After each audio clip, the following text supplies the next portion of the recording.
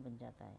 और एक को जिसको ज्ञान नहीं मिलता, उसके पास सारी चीज़ें थीं लेकिन अभाव के कारण वो उनको प्राप्त नहीं कर सकता, क्योंकि वो शिक्षा प्राप्त नहीं कर पाया, तो उसके अंदर हीन भाव पाया जाता है, यानी कि भेदभाव कि ये अमीर, ये गरीब, ये उच्च, ये निम्न, ये हिंदू, ये मुस्लिम, ये सिख, ये ईसाई, इस तरह की जो भेदभाव हैं वो अशिक्षा के कारण ही आते हैं।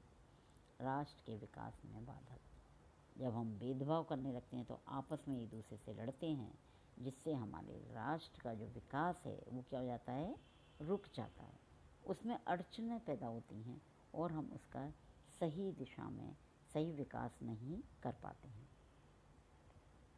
इसके बाद है नेक्स्ट जो दुष्परिणाम है वो है प्रजातंत्र में। हमारे भारतवर्ष में कौन सा शासन है, डेमोक्रेसी, प्रजातंत्र। ऐसी भावनाओं के कारण, ऐसे भेदभावों के कारण, इतनी समस्याओं और अंधविश्वासों के कारण क्या होता है, डेमोक्रेसी चलने में प्रॉब्लम्स या समस्याएं आती हैं। हम एक दूसरे की टांग खींचने लगते हैं, एक दूसरे पे विरोध करते हैं, एक दूसरे पर उंगली उठाते हैं, और इस कारण से ये जो शासन है या प्रशासन है ये सही रूप से नहीं चल पाता है। नेक्स्ट है सभ्यता एवं संस्कृति के नियंत्रण एवं विकास में बाधक। अशिक्षा के कारण हम सभ्यता और संस्कृति का ना तो नियंत्रण कर पाते हैं और ना ही इसका विकास कर पाते हैं, दोनों में ही बाधा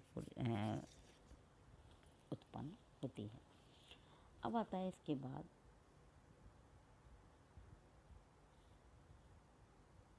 सरकार द्वारा अशिक्षा को दूर करने के लिए क्या क्या प्रयास किए गए। सरकार ने 3 बड़े बड़े प्रयास करे, सामान्य शिक्षा, स्त्री शिक्षा और प्रौढ़ शिक्षा। सरकार के द्वारा ये बहुत लंबे समय से प्रयास चलाए जा रहे हैं, जब से ये अशिक्षा की समस्या है, कि सबसे पहले ये कहा गया कि सामान्य शिक्षा हमारा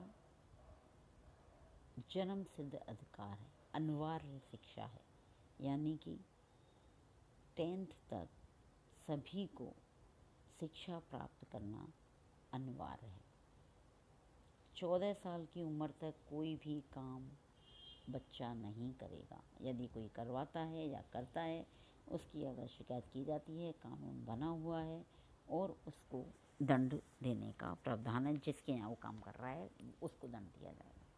लेकिन फिर भी अगर हम भारतवर्ष में देखें तो छोटे छोटे बच्चे भीख मांगते हुए, चाय की दुकान पर, पान की दुकान पर लेबर का काम करते हुए ये हमें दिखाई देते हैं।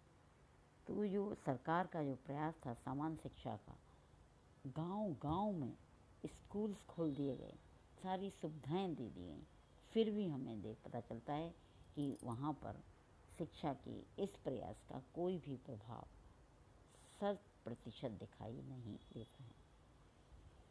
दूसरी जो सोच थी सरकार की कि स्त्री शिक्षा को बढ़ावा दिया जाए, क्योंकि एक स्त्री है जो कि एक परिवार और दूसरे परिवार से अपने को जोड़ती है, और उस स्त्री के द्वारा ही हम एक परिवार के उत्थान की बात कर सकते हैं। यदि स्त्री शिक्षित होगी तो वो अपने बच्चों को पढ़ाएगी तो बच्चों के अच्छी शिक्षा प्राप्त होने पर उन्हें अच्छे व्यवहार, अच्छे गुण विकसित होंगे, उससे अपने समाज की और देश की विकास होगा। स्त्री शिक्षा के साथ साथ हम देखते हैं आज के युग में सबसे ज़्यादा जो अगर प्रचार प्रसार या सुविधाएं दी जा रही हैं वो स्त्री शिक्षा, बालिका शिक्षा, बेटी बचाओ बेटी पढ़ाओ, इन सब नारे देते हुए या उनसे काम करते हुए आगे बढ़ाने का प्रयास किया जा रहा है। तीसरा जो सरकार के द्वारा प्रयास था वो प्रौढ़ शिक्षा, मतलब जो लोग प्रौढ़ हैं उनको शिक्षा दी जाए। इस आधार पर प्रयास करने के बावजूद भी आज भी हमारे देश में ये समस्याएं बहुत हद तक वहीं की वहीं हैं, कुछ ज़्यादा परिवर्तन नहीं आया है। अब आता है असाक्षरता को दूर करने के हमें क्या उपाय और कर सकते हैं, जो सरकार के द्वारा थे। पहला है असाक्षरता और जन सहयोग, लोगों का सहयोग लिया जाए जिससे कि क्या हो, शिक्षा जन जन तक पहुंच सके। दूसरा, जनसंख्या वृद्धि पर नियंत्रण।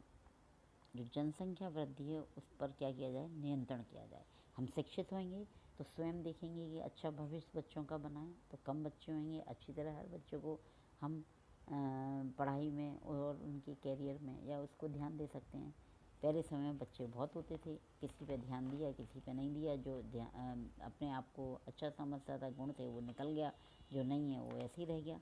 तो ये सारे जो कारण हैं इनको हम पहले करें, इनको रोकने का प्रयास करें। तीसरा, गांव-गांव में पाठशाला ये भी खुलवाई और पास पास खुलवाएं और जाके प्रचार प्रसार करें कि असाक्षर होने पर हमें किन किन परेशानियों का सामना करना पड़ता है, इसलिए गांव-गांव में पाठशाला खोली जाए। रेडियो और दूरदर्शन का प्रयोग, जो कि आज हमारे जो प्रधानमंत्री जी हैं वो बार बार रेडियो और दूरदर्शन के माध्यम से प्रयोग करते हुए लोगों तक अपने संदेश पहुंचाने का प्रयास करते हैं। बच्चों तक, बड़ों तक, बूढ़ों तक सभी को अपना संदेश भेजते हैं। तो वो यही है कि हम ऐसे ही शिक्षा का भी प्रसार करें कि अगर हम शिक्षित होंगे तो हमारे अंदर क्या क्या परिवर्तन आ सकते हैं, हम कैसे अपने आप को आगे बढ़ा सकते हैं, प्रोग्रेस कर सकते हैं। नेक्स्ट है, स्त्रियों को साक्षर बनाया जाए। वही बातें सरकार भी प्रयास कर रही है। अगर स्त्री साक्षर होगी तो वो पूरे परिवार को क्या कर देगी, शिक्षित करेगी और नैतिकता का और समाज में अच्छे गुणों का विकास होगा।